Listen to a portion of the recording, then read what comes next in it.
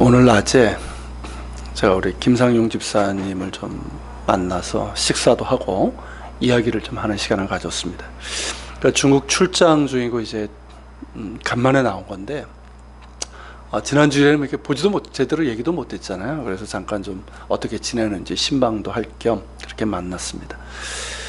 아시는 것처럼 김상용 집사님 내외는 제가 이제 청년들을 지도할 때 만났던 제자들입니다. 의외로 커피를 굉장히 좋아하더라고요. 그래서 커피 향 진짜 좋은 카페에 앉아가지고 이야기를 나누는데 문득 그때가 생각나는 거예요. 그러니까 이미 제가 이제 만난 지 17년이 지났고 뭐 시간이 훌쩍 지났는데도 그때 이제 청년들을 열정적으로 섬겼던 기억이 나요. 그때가 청년들에게 참 많이 얘기했던 게 뭐냐면 늘 얘기했죠. 꿈, 비전, 그리고 그 꿈과 비전을 준비하라, 이런 이야기였습니다. 저는 이제 청년의 특징을 꿈을 찾는 시기, 그리고 꿈을 준비하는 시기라고 생각을 합니다. 청년이 청년답지 않을 때는 언제냐? 꿈이 없어요. 찾을 생각도 없고 꿈을 이루기 위한 준비도 하지 않을 때입니다. 그런 경우에는 몸은 청년인지 모르지만 그 마음은 노년입니다. 반면에 중년이 넘은 나이이고 심지어 노년이라 할지라도 꿈이 있고 그 꿈을 이루기 위해서 계속 앞으로 나아갈 수 있다면 그 사람은 나이와 상관없이 청년입니다. 마치 누구와 같이요? 나이 85세에 이 산지를 내게 주소서라고 했던 갈렙과 같은 사람들입니다. 여러분 모두가 이 갈렙처럼 정복해야 될 산지가 있고 능히 정복할 수 있는 그런 열정이 있는 언제나 청년 같은 인생으로 사시기를 축복합니다. 청년들과 이야기하다 보면 비전에 대한 이야기를 많이 합니다. 당연한 거죠. 그것이 청년다움이니까. 그러니까 뭐 거창하게 비전까지는 가지 않더라도 최소한 내 인생을 좀 의미 있게 가치 있게 살고 싶다라는 거예요. 제가 이스라엘에 있을 때도 청년들 이제 이스라엘에 많이 오거든요. 우리 교회 많이 오는데 묻습니다. 제가 왜 왔니? 그렇게 물어보면 상당수가 앞으로의 진로에 대한 결정을 앞두고 왔다는 것이고, 청년들 취업이 어려울 때였으니까 또 인생의 비전을 찾기 위해서 왔다는 친구들도 있어요. 그럼 저는 그 얘기합니다. 야, 참 잘 결정해서 왔다. 그저 아무 목적 없이 그냥 떠밀려서 그렇게 사는 것이 아니라 다 중단하고 이스라엘 온 것 정말 잘한 거다. 그런데 이스라엘에 왔다고 해서 문제 해결되는 것이 아니다. 그저 키부츠 경험하고 뭐 성지 이렇게 보고 뭐 그런 다음에 또 뭐 유럽도 가고 그러는데 그렇게 뭐 한다고 해서 시간이 지난다고 해서 저절로 꿈이 찾아지는 것이 아니다. 그렇게 말합니다. 그러면 어떻게 해야 될까요? 많은 사람들이 자신의 인생의 진로에 대해서 고민하고 인생의 비전을 찾고자 애를 씁니다. 이건 비단 청년들만의 이야기가 아니잖아요. 우리 모두에게 해당됩니다. 나이와 상관없는 거예요, 사실은. 또 우리 자녀들에게도 해당되는 것이기도 하고요. 우선 꿈을 찾는 게 중요하겠죠. 그리고 더 중요한 것은 뭐냐면 꿈을 이루기 위한 준비입니다. 꿈을 찾기 위해서 다들 애를 쓰고 몸부림치지만 꿈이 있다고 되는 것은 아니거든요. 꿈이 있고 그 꿈을 이루기 위한 준비가 있어야 진정으로 꿈꾸는 자라고 할 수 있습니다. 성경 인물 가운데 이것을 성공적으로 보여준 인물이 있죠. 누굽니까? 꿈꾸는 자라는 별명을 가진 요셉입니다. 이미 우리가 이제 뭐 2주간 보기도 했고요. 요셉을 볼 때마다, 그리고 요셉의 이야기를 이제 묵상할 때마다 느끼는 게 뭐냐면 진정으로 이 비전을 가진 사람의 삶이 무엇이고 그 비전을 이루기 위해 몸부림치며 살아가는 자에게 주시는 하나님의 은혜가 과연 무엇인가 하는 거예요. 이 두 가지를 볼 수 있습니다. 그래서 요셉의 이야기는 꿈꾸는 자 요셉이 그 꿈을 위해서 어떻게 살아냈는지, 그리고 하나님께서 그러한 요셉에게 어떤 은혜를 주셨고 또한 어떻게 그 꿈을 이룰 수 있게 해주셨는지, 이것을 볼 수 있는 정말 한편의 감동적인 드라마입니다.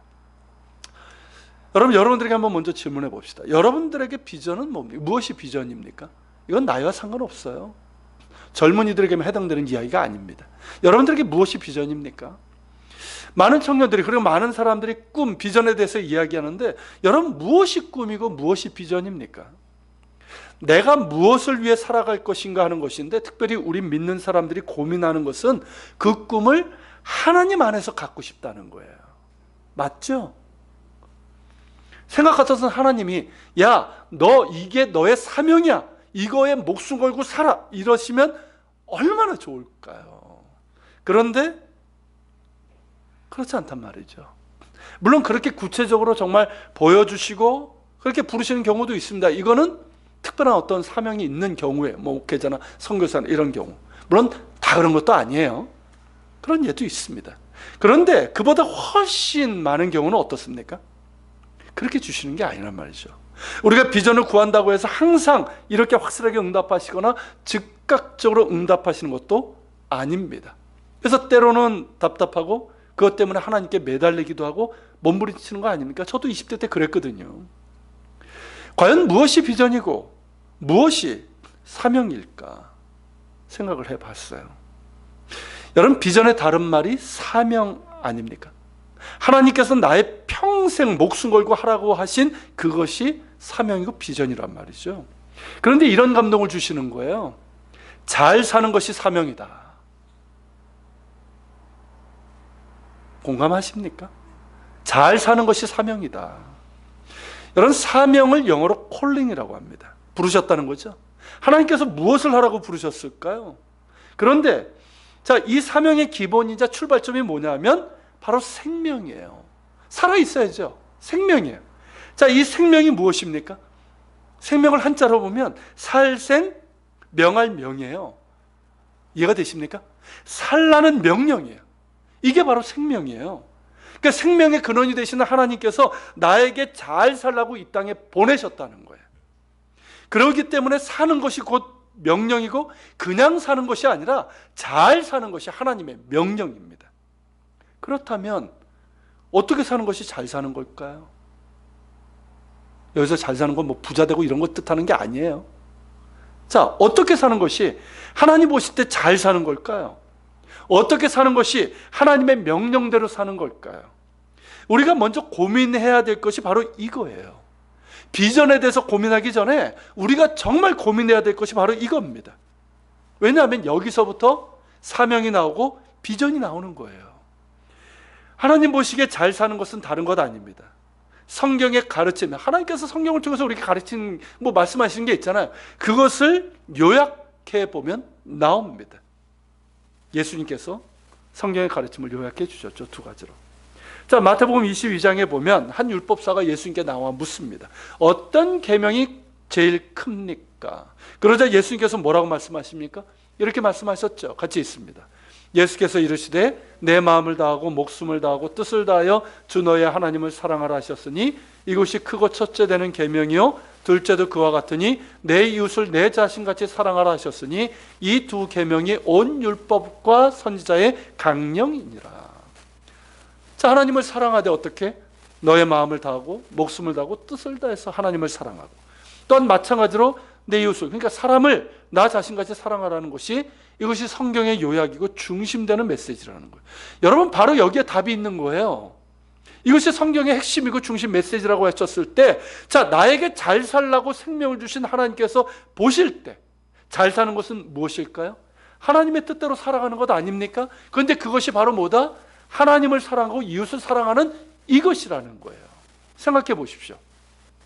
자, 이것도 못하는 사람이 무슨 비전을 달라고 하나님께 구합니까? 맞지 않습니까? 말이 안 되잖아요. 정말 하나님을 마음을 다하고 목숨을 다하고 뜻을 다해서 사랑하는 사람, 사랑하려고 하는 사람, 그리고 내 이웃을, 사람을, 사람의 영혼을 내 몸처럼 사랑하는 그런 사람에게 비전을 주시지 않을까요? 여러분, 이렇게 한번 살아볼 수 있기를 바랍니다.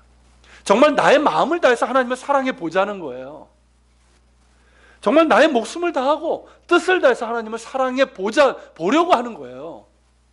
정말 그렇게 퍼펙트하게 살지 못, 그렇게 애써 보는 거예요. 그리고 이웃을 내 몸처럼 사랑해 보자는 거죠.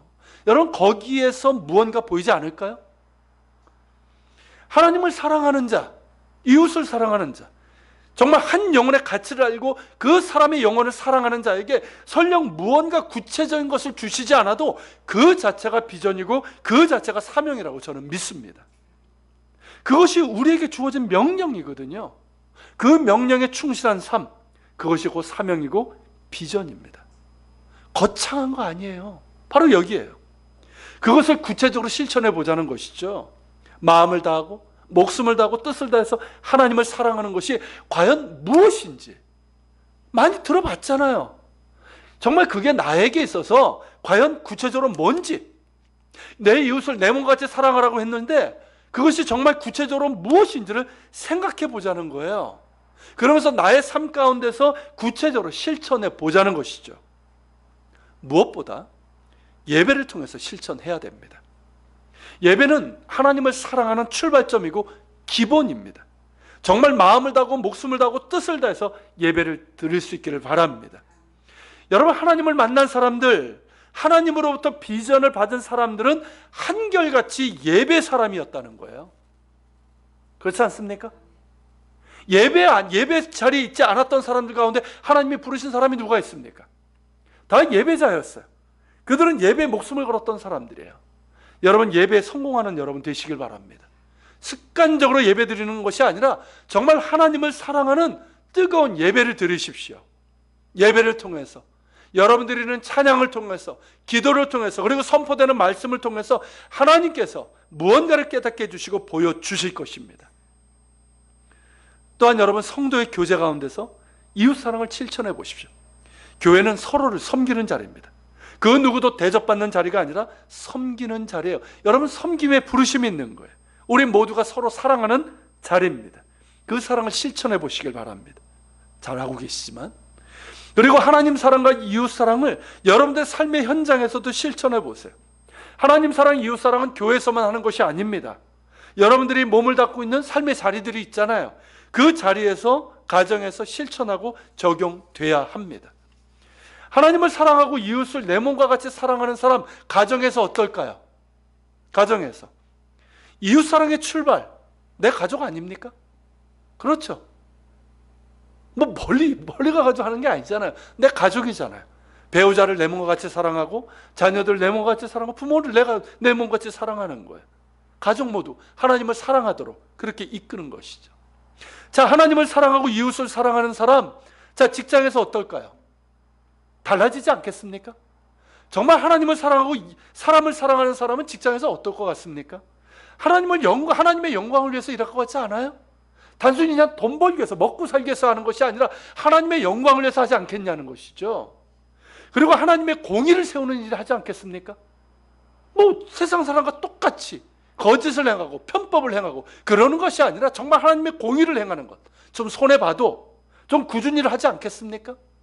그리고 하나님을 사랑하고 이웃을 사랑하는 사람, 사회생활에서 어떨 것 같습니까? 또 인간관계에서 어떨 것 같습니까? 여러분, 고민해야 됩니다. 고민해야 되는 거예요. 여러분, 사랑은요, 고민하게 됩니다. 그렇지 않습니까? 내가 사랑하는 사람을 위해서 내가 무엇을 할까? 어떻게 하는 것이 내가 사랑하는 사람에게 기쁨이 될까? 그 고민이 있단 말이에요. 여러분, 하나님을 사랑하십니까? 그럼 고민하십시오. 고민하면서 하나님 사랑, 이웃 사랑을 실천해 가시길 바랍니다. 하나님을 마음을 다해, 목숨을 다해, 뜻을 다해 사랑하는 사람들에게는 특징적인 삶이 있어요. 그게 뭔지 아십니까? 하나님께 대한 무한한 신뢰예요. 그리고 자기에게 주어진 삶에 최선을 다한다는 거예요. 여러분, 사랑은 믿음입니다. 맞죠? 사랑은 신뢰하는 거예요. 믿어주는 거예요. 사람 사이에서 사실은 뭡니까? 믿어주는 거잖아요. 속지만 믿어주는 거예요. 여러분, 나를 사랑하시는 하나님, 또한 내가 사랑하는 그 하나님을 내가 믿는 거예요. 내가 신뢰하는 거예요. 그게 사랑이에요. 설령 내가 지금 처한 환경이 성공이 아니어도, 평탄한 삶이 아니어도, 고통과 시련의 자리여도, 그리고 그 고난의 시간이 길다 할지라도 내가 사랑하는 하나님께 대한 신뢰를 갖는 겁니다. 그런데 우리는 늘 항변을 하게 됩니다. 하나님이 나를 사랑하신다면 왜 나를 이렇게 놔두십니까? 좀 그 시간이 좀 길 때, 그렇죠? 일이 계속해서 풀리지 않을 때 우리는 이런 항변을 하게 됩니다. 우리도 해봤기 때문에 그런 말을 하는 사람들 이해가 돼요. 그런데 여러분, 진정한 사랑은, 우리가 진정한 사랑을 알면 좀 알지 않을까요? 여러분들도 아마 그러실 거예요. 어느 순간서부터 자기의 인생을 돌아보게 되죠. 그게 나이 들었다는 증거 아닙니까? 저는 한 40 중반서부터 이렇게 돌아보게 된 것 같아요. 이스라엘에 있을 때부터 제 삶을 돌아보게 돼요. 그리고 이제 50 초반에서 이제 중반을 향해 가고 있지만, 참 돌아보면 많은 일들이 있었어요. 평탄할 때도 있었고, 견디기 힘들었던 고통의 시간도 있었고요, 성공의 기쁨도 있었고, 실패 쓴 잔을 맛본 적도 있었고요, 환희의 시간이 있었는가 하면 성경에 있는 것처럼 눈물 골짜기를 지나는 시간들도 있었습니다. 근데 그 모든 시간들이 모두 하나님의 사랑과 자비가 임했던 시간들이었다는 것이죠. 내가 고통 가운데 있을 때, 나쁜 일들이 꼬리에 꼬리를 물고 터질 때, 내가 병상에 있을 때, 내가 눈물의 골짜기를 지날 때도 하나님은 변함없이 나를 사랑하셨다는 것입니다. 그리고 그 시간들이 하나님께서 나를 다듬어 주시고 나를 만들어 가시는 과정이었다는 것이에요. 여러분, 얕은 사랑은 당장 원하는 대로 해줍니다. 그죠? 그걸 사랑인 줄 알고 사람들이 넘어가잖아요. 해달라는 대로 해줘요. 그런데 여러분, 정말 상대방을 깊이 사랑하는 사랑은 그를 바른 길로 이끄는 사랑이고요, 그를 온전한 사람으로 만드는 사랑입니다. 그 사랑이 바로 하나님의 사랑이에요. 여러분, 그런 하나님의 사랑을 우리가 깨닫게 되는 것 아닙니까? 기도하면서 깨닫게 되고요, 내 삶을 돌아보면서 깨닫게 되는 거예요. 그러면서 제 마음속에 가득 차는 마음이 뭐냐면 하나님께 대한 감사이고 무한한 신뢰입니다. 여러분, 하나님을 사랑하십니까? 하나님을 사랑하십니까? 하나님을 신뢰하십시오. 하나님의 사랑은 우리가 생각하는 것보다 훨씬 더 큽니다. 할렐루야. 우리가 생각하는 것보다 훨씬 더 깊고요, 우리가 아는 것보다 훨씬 더 넓습니다. 그렇기 때문에 사도 바울이 그리스도의 사랑의 깊이와 넓이와 크기를 높이를 알고자 했다는 거예요. 여러분, 그 사랑을 믿고 따라가시길 바랍니다. 그리고 주어진 환경 힘들 때 있어요. 그러나 그때도 불평불만하지 않고 염려 걱정하지 않고 오히려 감사하면서 최선을 다하시고 성실하게 살아갈 수 있길 바랍니다. 비록 힘들고 고될지라도 주어진 상황 가운데서 최선을 다하십시오. 그리고 그것이 하나님을 사랑하는 자, 그리고 나를 사랑하시는 하나님을 신뢰하는 사람의 모습입니다. 여러분, 요셉이 그러지 않았습니까? 그는 하나님을 사랑했던 사람이었어요. 그리고 신뢰했던 사람이었어요. 그래서 그는 어떤 상황 가운데서도 최선을 다했어요. 여러분, 생각해 보십시오. 아버지 야곱의 사랑을 독차지했던 귀한 아들이 하루아침에 애굽의 노예가 되었어요. 자, 그런데 그는 하나님을 믿었어요. 여러분, 이게 쉬운 일처럼 보입니까? 결코 쉬운 일이 아니에요. 이런 비참한 상황이 되었을 때 하나님을 믿는다? 신뢰한다? 결코 쉬운 일이 아니란 말이에요. 우리가 경험적으로 알지 않습니까? 그런데 그는 그렇게 했어요. 여러분, 그냥 했을까요? 몸부림친 거예요. 아십니까, 여러분? 그 노예라는 그 상황, 자기가 받아들이기 너무 힘든 상황이에요. 그 상황에서 몸부림치는 거예요. 몸부림치면서 하나님을 신뢰하는 거예요. 우리도 마찬가지예요. 여러분, 저도 그렇고 여러분도 그렇고 믿음 생활 참 오래 하셨잖아요. 직분도 있고. 그래서 믿음이 참 훌륭하다는 얘기도 듣죠. 근데 여러분, 정말 우리의 믿음이 정말 그렇게 클까요? 저도 그렇지만 그렇게 크지 않아요. 정말 이런 상황 만나면 정말 흔들리고 나를 뒤흔드는 것들이 막 찾아옵니다. 그때 여러분, 몸부림쳐야 되는 거예요. 몸부림치면서 하나님을 바라보고 하나님을 믿고 신뢰할 수 있는 우리가 될 수 있길 바랍니다. 요셉처럼 말이에요. 그리고 요셉은 어땠습니까? 노예였지만 최선을 다했어요. 성실하게 했어요. 자신의 처지를 한탄하지 않았어요. 좌절하지 않았어요. 하나님을 신뢰하고 최선을 다했어요. 그랬을 때 어떻게 되었습니까? 39장 초반에 본 것처럼, 자, 바로의 친위대장 이 보디발이 그를 신임했어요. 사람을 보니까 이 사람은 보통 사람이 아니에요. 정말 신뢰할 만한 사람이에요. 그래서 가정의 총무, 가정의 집사를 노예한테 가정의 모든 일을 맡긴 거예요. 그런데 보디발의 아내, 참 음탕한 이 여자의 모함으로 인해서 감옥에 갇히고 말죠. 또 하루아침에 죄수가 되고 말았어요. 이제 좀 나아지나 했더니, 좀 괜찮아지나 했더니 어땠습니까? 또 나락으로 추락하고 말았어요. 그런데 요셉은 어떻게 합니까? 그 감옥에서도 여전히 하나님을 신뢰하고 거기서 절망하거나 좌절하지 않고 최선을 다합니다. 성실하게 합니다. 그러니까 어떻게 됩니까? 이번에는 이 간수장의 신임을 얻게 되잖아요. 그러니까 어떻게 돼요? 죄수들을 감독하고 감옥의 모든 일을 처리하게 돼요. 보십시오, 여러분. 이렇게 하나님을 사랑한다는 것을 구체적으로 삶을 통해서 보여준 요셉. 자, 그에게 어떤 하나님의 은혜가 임했는가 하는 거예요. 여러분 39장 2절 3절 한번 볼까요? 같이 있습니다. 여호와께서 요셉과 함께 하심으로 그가 형통한 자가 되어 그의 주인 애굽 사람의 집에 있으니 그의 주인이 여호와께서 그와 함께 하심을 보며 또 여호와께서 그의 범사에 형통하게 하심을 보았더라. 자, 5절입니다. 같이 있습니다. 그가 요셉에게 자기의 집과 그의 모든 소유물을 주관하게 한 때부터 여호와께서 요셉을 위하여 그 애굽 사람의 집에 복을 내리심으로 여호와의 복이 그의 집과 밭에 있는 모든 소유에 미친지라. 자, 21절입니다. 여호와께서 요셉과 함께 하시고 그에게 인자를 더하사 간수장의 은혜를 받게 하시매. 23절. 간수장은 그의 손에 맡긴 것을 무엇이든지 살펴보지 아니하였으니 이는 여호와께서 요셉과 함께 하심이라. 여호와께서 그를 범사에 형통하게 하셨더라. 잘 보십시오. 자, 이 39장에서 여호와께서 요셉과 함께 하심으로 이 말이 몇 번 나옵니까? 3번 나와요. 의미적으로는 4번 나옵니다. 여러분 이 짧은 이 구절 가운데서 이것이 3번, 4번 이렇게 나와요. 여러분 이게 왜 중요한지 아십니까? 그리고 여러분 한번 질문해 볼게요. 여러분 뭐가 더 중요합니까?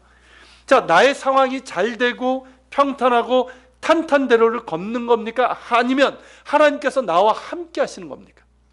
무엇이 더 중요합니까? 하나님이 나와 함께 하지 않아도 그냥 내 일이 그냥 잘 되고 성공하는 것이 중요합니까? 무엇이 중요합니까? 여러분 우리에게 있어서 정말 중요한 것은 하나님이 나와 함께 하시느냐 하는 바로 이것입니다. 하나님께서 나와 함께 하시기만 한다면 그까지 상황이 뭐가 문제가 되겠어요? 하나님께서 나를 붙잡고 계시기만 한다면 그까지 실패와 고난이 무슨 문제가 되겠습니까? 왜요? 하나님이 나와 함께 하시기 때문에. 그러면 이미 답을 받은 거예요. 여러분 예를 들면 이런 거예요. 자, 내가 지금 시험을 보고 있어요. 근데 이미 나는 합격했어요. 그런데 그 합격자 발표까지는 어떻습니까? 기다려야 되는 거예요. 발표가 있기 전까지는 참고 기다려야 됩니다. 나는 이미 합격했지만 점수는 합격한 거예요. 그러나 발표 때까지는 기다려야 되는 거예요. 여러분 하나님께서 나와 함께 하신다는 것이 바로 이런 경우입니다. 난 이미 합격했어요. 그런데 기다려야 돼요. 요셉에게 있어서 합격자 발표가 언제였습니까? 바로의 꿈을 해석했을 때, 바로 앞에 섰을 때. 그러면서 그는 애굽의 총리가 되었습니다. 꿈대로 된 것이죠. 여러분 하나님을 사랑하고 어떤 상황 가운데서도 하나님을 신뢰하고 최선을 다하는 사람, 하나님께서 그냥 놔두지 않으십니다. 여러분 그렇지 않을 때도 하나님께서 붙잡아 주시는데 그렇게 그 힘든 가운데서도 몸부림치면서 하나님을 신뢰하고 자신에게 주어진 일에 최선을 다하고 성실히 하는 사람을 하나님께서 어떻게 그냥 놔두시겠습니까? 그 사람과 반드시 함께 하십니다. 그리고 여러분 하나님이 함께 하시는 사람은 형통하게 됩니다. 여러분 2절과 23절에서 반복해서 나오지 않습니까? 여호와께서 요셉과 함께 하심으로 그가 형통한 자가 되어 이는 여호와께서 요셉과 함께 하심이라 여호와께서 그를 범사에 형통하게 하셨더라. 그런데 어떤 사람은 그럽니다. 자, 노예 신분이에요. 감옥에 갇혀있는 처지인데 이게 무슨 형통이냐는 것이죠. 여러분 형통이란 이 말, 여러분 형통이 뭐라고 생각하십니까? 여러분 성경에서 말하는 형통은 하나님께서 열어주시는 길을 말합니다. 세상에서는 형통을 그저 잘 되는 것을 얘기합니다. 그냥 뭐 잘 되는 거 그냥 무조건 잘 돼, 이거 형통이라고 생각을 해요. 그러니까 어떻게 됩니까? 부정하고 잘못된 방법으로 성공해도 그것을 형통이라고, 그것을 복이라고 얘기합니다. 그것이 정말 형통일까요? 아니에요. 그 형통 아니에요. 여러분 형통은 하나님께서 열어주시는 길을 말합니다. 때로는 순탄하게 길을 열어주실 때도 있어요. 그러나 때로는 길을 막으실 때도 있어요. 그것이 형통이라는 것을 아십니까 여러분? 왜 하나님께서 길을 막으실까요? 내가 그 길을 가면 안 되기 때문입니다. 나는 그것에 눈이 멀어 있어요. 그래서 그것만 잡으면, 그 길만 가면 뭔가 될 것 같이 생각을 합니다. 마음이 앞서는 거예요. 그래서 그렇게 그것을 잡으려고 쫓아가는데 하나님 보실 때는 그것이 아니라는 거예요. 그게 옳지 않다는 거예요. 그럴 때 막아주셔야 합니다. 그렇지 않으면 그것 때문에 나 잘못됩니다. 자칫하면 망할 수도 있어요. 그렇게 막아주시는 것, 그게 형통입니다, 여러분. 그리고 정말 사방이 벽으로 둘러싸이는 상황을 만날 때가 있죠. 특히 뭐 사업을 할 때 그런 경우가 있지 않습니까? 정말 사방이 다 막혀요. 길이 없어요. 길이 안 보여요. 그런 상황을 만날 때가 있어요. 그럴 때 새로운 길을 열어주시는 것, 그리고 주님 바라보게 하시는 것, 이게 형통이에요. 여러분, 우리가 생각할 때는 당장 노예 신분에서 해방시켜주고 감옥에서 구해주는 것이 형통이라고 여길지 모르지만 하나님이 열어주시는 형통은 그런 것이 아닙니다. 하나님이 길을 열어주실 때는 뜻이 있어요. 요셉에게 13년이라는 시간 동안 애굽의 노예로 죄수의 신분으로 놔두신 데는 뜻이 있습니다. 그것은 요셉을 하나님의 사람으로 만드시는 과정이었습니다. 요셉에게 있어서 이 13년이라는 시간은 참으로 견디기 힘든 고된 시간이었지만 그 시간을 통해서 요셉은 더욱 하나님을 사랑하는 사람이 되었고 더욱 더 하나님을 신뢰하는 사람이 되었습니다. 그래서 평탄할 때보다 더 큰 하나님의 은혜와 복을 받았어요. 만약에 요셉에게 있어서 이런 시간들이 없었다면 그는 꿈을 이룬 사람이 결코 될 수 없었을 겁니다. 됐어도 그저 자신의 영화, 그 정도로 끝나는 것이지 이렇게 놀라운 하나님의 역사를 이뤄내는 도구는 될 수 없었던 거예요. 하나님께서는 그의 인생을 멀리 보시면서 그때마다 길을 열어주셨고, 그래서 마침내 그를 형통하게 하는 길로 이끌어 가신 겁니다. 이것은 우리에게도 마찬가지입니다. 그렇기 때문에 여러분, 앞날에 대해서 두려워하거나 염려하지 맙시다. 답답해하지도 맙시다. 다만 야곱처럼 하나님과 씨름은 해야 될 줄 생각합니다. 여러분, 그 씨름이 뭐겠습니까? 제가 말씀드렸지만 그게 사모함이잖아요. 간절함이잖아요. 하나님의 은혜 없이는 내가 살 수 없는 그 간절함, 절박함이잖아요. 그거는 우리가 놓지 않기를 바랍니다. 우리의 인생을 놓고 하나님께 매달리는 거예요. 그런데 말입니다, 여러분, 중요한 것은 그와 더불어 하나님을 사랑하고 이웃을 사랑하는 삶을 살아가야 되는 거예요. 하나님을 신뢰하십시오. 지금 여러분들에게 주어진 삶에 최선을 다하시길 바랍니다.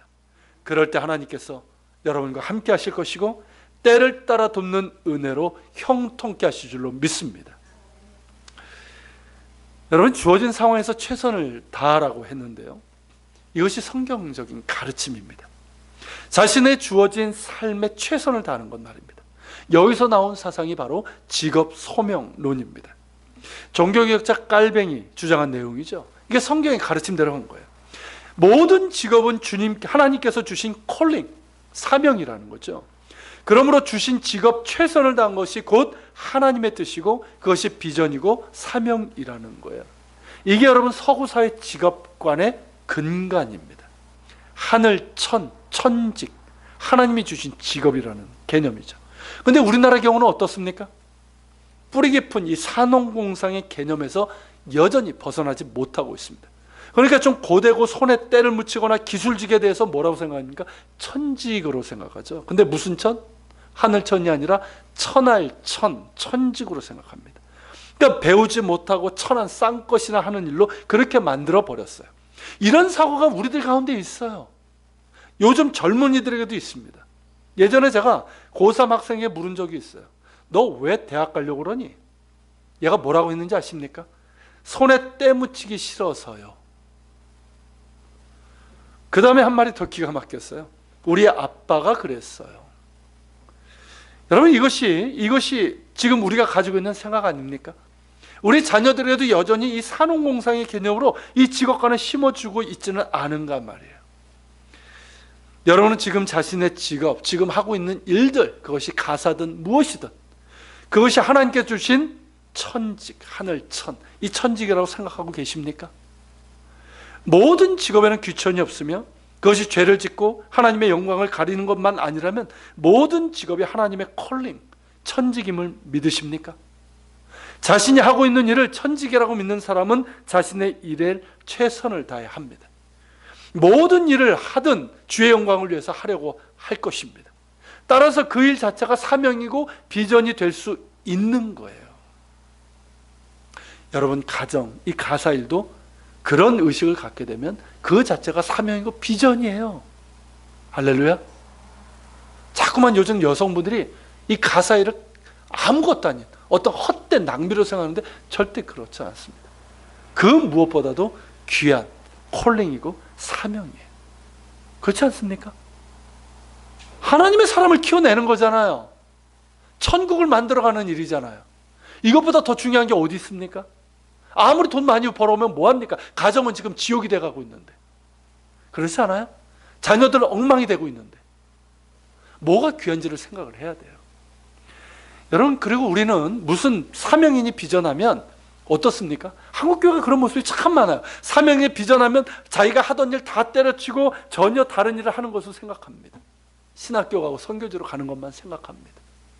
물론 그런 경우도 있지만 기본적으로는 지금 자신이 하고 있는 일 자체가 하나님께서 주신 비전이고 사명이라는 것을 기억하시길 바랍니다. 여러분, 그렇기 때문에 고민해야 되는 거예요. 내가 하고 있는 이 일을 통해서 어떻게 하나님의 영광을 돌릴까? 하나님의 영광을 나타낼까? 이 일을 통해서 어떻게 하나님을 사랑하고 이웃을 사랑하는 일을 실천할 수 있을까? 이 일을 통해서 어떻게 하나님 나라를 이루고 확장하는 일을 할 수 있을까? 늘 고민하면서 말입니다. 그 안에 비전이 있습니다. 그 안에 사명이 있어요. 우리가 정말 자신의 일을 하나님께서 주신 이 천직으로 생각하면서 최선을 다하고 그 일을 하나님 사랑과 이웃 사랑의 실천의 장으로 삼고자 하는 의지와 노력이 있다면 그 일을 통해서 하나님께서 보여주시는 분명한 것이 있으리라고 믿습니다. 그렇게 되면요, 우리는 그 어떤 일을 하든 우리는 단순히 어떤 돈을 번다고 했을 때 돈을 버는 그런 직장인이 아니라 정말 그 가운데서 하나님의 뜻을 이루고 하나님의 영광을 드러내고 하나님 나라를 확장해나가는 사명자가 될 수 있습니다. 그 무슨 일을 하든 말입니다. 여러분들이 곧 사명자가 될 수 있기를 축복합니다. 우리 같이 기도했으면 좋겠습니다.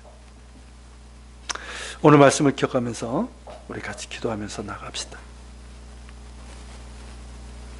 주님, 잘 사는 것이 사명인 줄 압니다. 주님, 그저 세상적으로 많이 갖고 뭐 그런 것이 잘 사는 것이 아니라 하나님의 말씀대로 잘 사는 우리가 되길 원합니다. 하나님을 사랑하고 이웃 사랑하는 이 계명 잘 살아내게 하여 주시옵소서. 하나님을 신뢰하는 믿음과 삶이 있기를 원합니다. 때로는 힘들 때 몸부림치면서 하나님을 신뢰하게 하여 주시옵소서. 그리고 하나님, 지금 나에게 주어진 삶의 자리가 곧 비전이고 사명입니다. 주님, 그곳에서 내가 주님을 신뢰하며 최선을 다할 때, 또 하나님 사랑과 이웃 사랑을 실천할 때 하나님 우리에게 보여주시는 그것이 사명이 되고 비전이 되길 원합니다. 함께하여 주시옵소서. 우리 같이 기도하면서 주님 앞에 나아갔으면 좋겠습니다. 같이 이렇게 기도하면서 우리 계속해서 자신의 기도 제목 가지고 기도하시고요. 특별히 여러분들의 자녀를 위해서 기도합시다. 지금 요즘 자녀들, 우리 청년들이 꿈이 없습니다. 그들을 위해서도 우리 같이 기도하면서 나갔으면 좋겠습니다. 같이 기도하겠습니다.